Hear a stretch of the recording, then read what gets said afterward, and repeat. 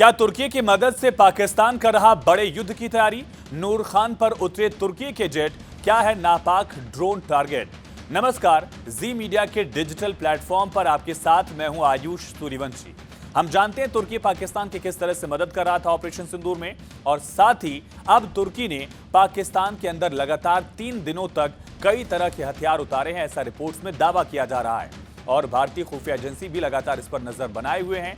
Report के मुताबिक महज 60 घंटे तक पाकिस्तान वायुसेना के 2 महत्वपूर्ण एयरबेस पर तुर्की एयरफोर्स के कार्गो C-130 हेरकुलिस ट्रांसपोर्ट एयरक्राफ्ट को बार बार चक्कर लगाते देखा गया है। पहलगाम आतंकी हमले के बाद जब संभावना बन गई थी कि भारत पाकिस्तान के खिलाफ सैन्य कार्रवाई करने ही वाला है, उसी ऐन वक्त पर तुर्की के एयरक्राफ्ट ने तब पाकिस्तान में ड्रोन्स की सप्लाई कर दी थी, जिसका इस्तेमाल पाकिस्तान की वायुसेना ने भारत के खिलाफ बाद में किया भी था। भारत के सिविलियंस को टारगेट करने की नापाक कोशिश की थी।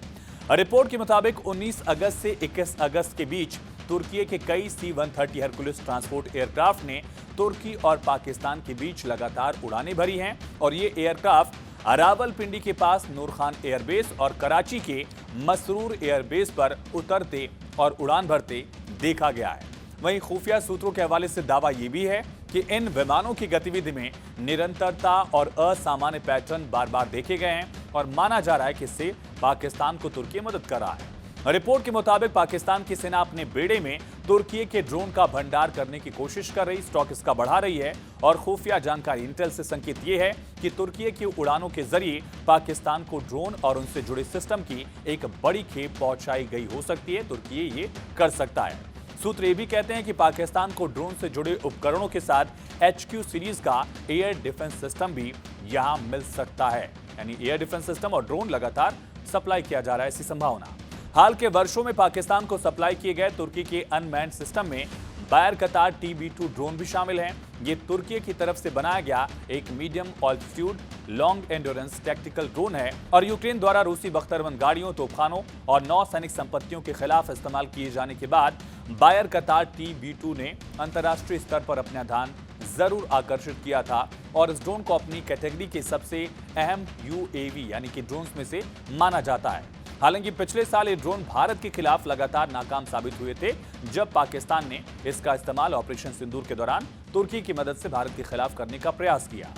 सूत्रों का कहना है कि ये खरीद तुर्की और सऊदी अरब के साथ रक्षा सहयोग समझौते के तहत की जा रही है। तुर्की पाकिस्तान को बिना पायलट वाले ये ड्रोन UAV सप्लाई करने वाले मुख्य देशों में एक बनकर उभरा है, और इस्लामाबाद के साथ उसके सैन्य सहयोग में बायर कतार TB2 और अन्य टैक्टिकल सिस्टम शामिल। वहीं पाकिस्तान के सेना प्रमुख जनरल आसिम मुनीर खरीद प्रक्रिया को आगे बढ़ा रहा है। पाकिस्तान की लगातार आर्थिक मुश्किलों के बावजूद भी ये खरीद मौजूदा द्विपक्षीय रक्षा समझौते के जरिए तुर्की और पाकिस्तान में आगे बढ़ रही है, और पाकिस्तान पहले भी अपनी पश्चिमी सीमा पर निगरानी और साथ ही हमले के मिशंस के लिए तुर्की के ड्रोन का इस्तेमाल कर चुका है, लेकिन अब इनको बढ़ाया जा रहा है, संख्या बढ़ाया जा रही है।